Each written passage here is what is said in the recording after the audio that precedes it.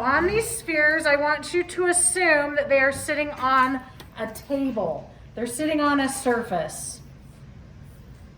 So our cast shadow isn't going to just float like this one. It's not just going to float to the side of it. If it's on a table, the cast shadow is going to be over here, but it actually has to sit on the surface. So let's start with this one.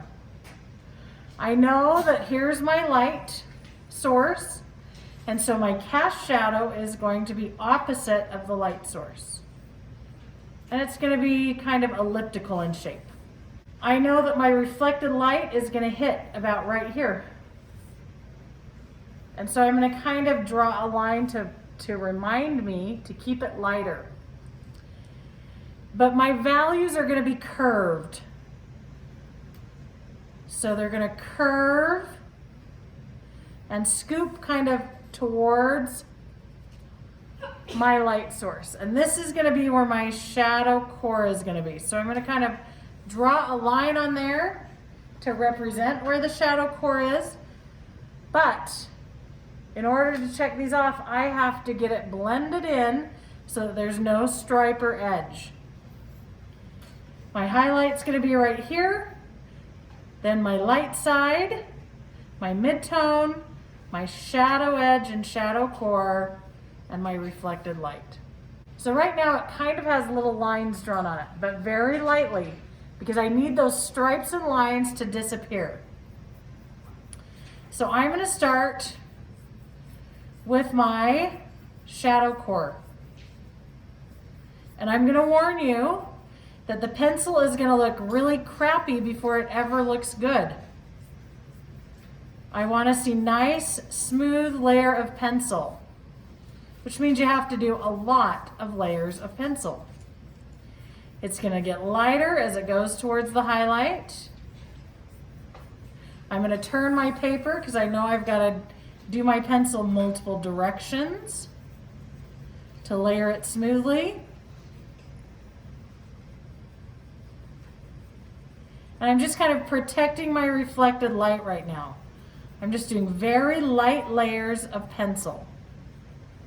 Very light layers of pencil. Now, another thing I can do as I'm layering my pencil is I can move in a circular motion.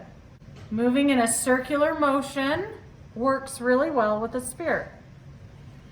So I can add my value moving in this circular motion. And what that is doing is it's layering that pencil multiple directions automatically.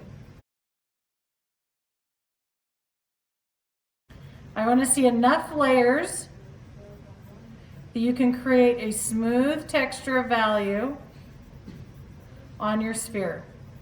If you would like to use your blending stump, you can use that as well. My recommendation is first to layer your pencil as well as you can and then blend it. I'm barely pressing with my pencil. It's just multiple layers. But it's starting to blend, it's starting to create a nice gradual change of value. I'm going to press a little bit hard and go back into the shadow core. Make that just a touch darker.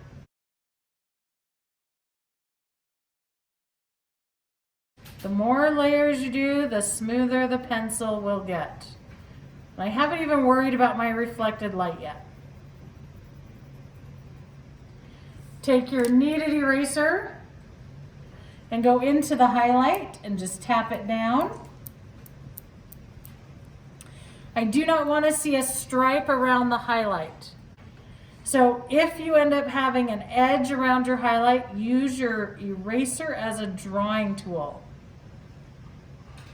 And draw hatching and cross-hatching lines to break into the value and to soften up that edge.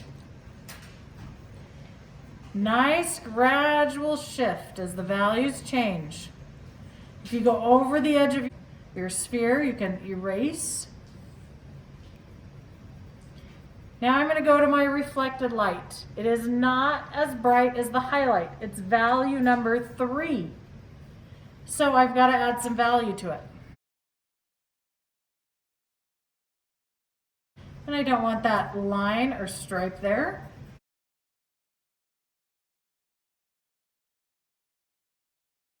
I'm going to go into my cast shadow, and my cast shadow is going to be my darkest value.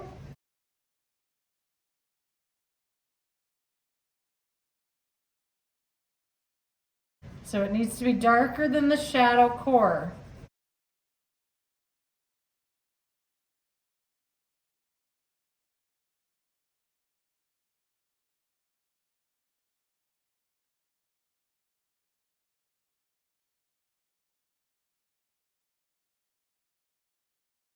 So to check off your spheres, you must have all 7 values present.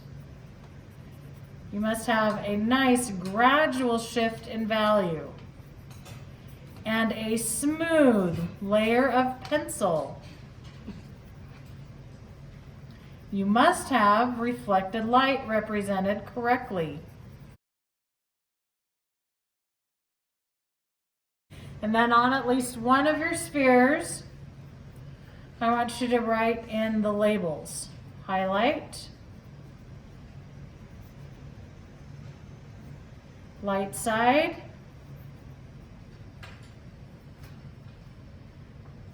midtone, shadow edge,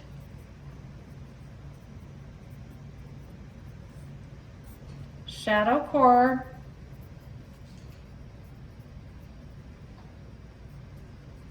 reflected light, and cast shadow.